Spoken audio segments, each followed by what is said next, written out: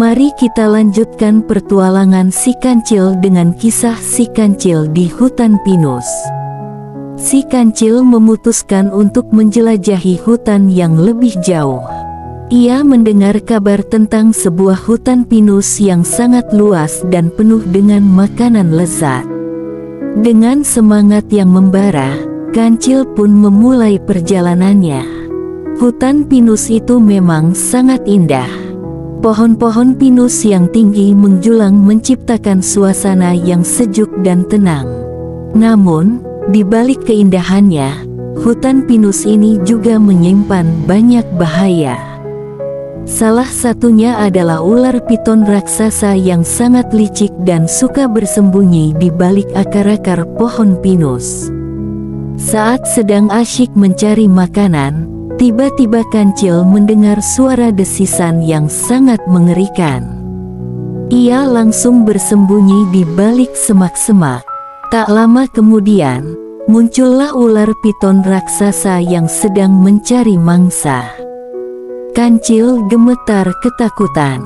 "Tenang saja, Kancil kecil.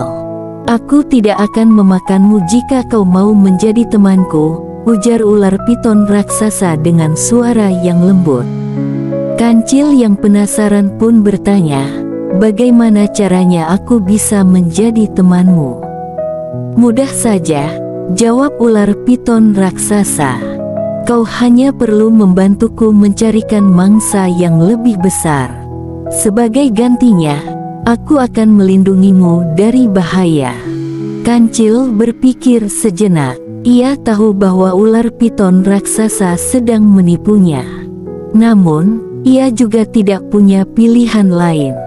Akhirnya, Kancil pun setuju untuk membantu ular piton raksasa. Si Kancil dan ular piton raksasa berjalan beriringan menyusuri hutan pinus. Ular piton raksasa terus saja membual tentang kekuatannya dan betapa mudahnya ia menangkap mangsa. Kancil hanya tersenyum mendengarnya. Tiba-tiba, mereka melihat seekor rusa sedang memakan dedaunan di tepi sungai. Mata ular piton raksasa langsung berbinar-binar. "Ah, inilah mangsa yang sempurna," gumamnya dalam hati. Tanpa ragu, ular piton raksasa mulai merayap mendekati rusa. Kancil yang melihat hal itu langsung punya ide. Ia berbisik kepada ular piton raksasa, "Tunggu sebentar. Aku punya cara yang lebih baik untuk menangkap rusa itu." Ular piton raksasa pun berhenti dan mendengarkan penjelasan Kancil. Dengan licik, Kancil menyuruh ular piton raksasa untuk berpura-pura menjadi pohon tumbang. Sementara itu, Kancil akan memancing rusa untuk mendekati ular piton raksasa. Ular piton raksasa pun menurut. Ia membelitkan tubuhnya di antara dua pohon besar sehingga terlihat seperti pohon tumbang. Kancil kemudian berlari ke arah rusa dan berteriak, "Hei, rusa! Hati-hati, ada pohon tumbang di sana." Rusa yang penasaran pun mendekati pohon tumbang. Saat jaraknya sudah cukup dekat, Kancil memberi isyarat kepada ular piton raksasa. Dengan cepat, ular piton raksasa langsung meluncur dan menangkap rusa.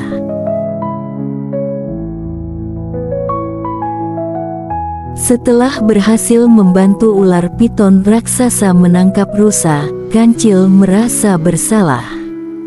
Ia menyadari bahwa ia telah melakukan kesalahan dengan membantu makhluk jahat seperti ular piton. Kancil pun mulai berpikir tentang bagaimana cara memperbaiki kesalahannya. "Aku tidak boleh lagi berbohong dan menipu," gumam Kancil dalam hati. Kejujuran itu jauh lebih penting daripada sekedar keuntungan sesaat. Dengan keberanian yang besar, Kancil kembali menemui ular piton raksasa. "Maafkan aku," kata Kancil. "Aku tahu bahwa apa yang aku lakukan itu salah. Aku tidak seharusnya membantumu menangkap rusa." Ular piton raksasa terkejut mendengar pengakuan Kancil. Ia tidak menyangka bahwa Kancil akan sejujur itu. Namun, ia tetap saja marah karena rencananya gagal. "Kau pikir aku akan memaafkanmu?" tanya ular piton raksasa dengan nada mengancam. "Aku tahu kau marah," jawab Kancil. "Tapi aku berharap kau bisa mengerti. Aku tidak ingin menjadi seperti kamu." Mendengar kata-kata Kancil, ular piton raksasa terdiam sejenak.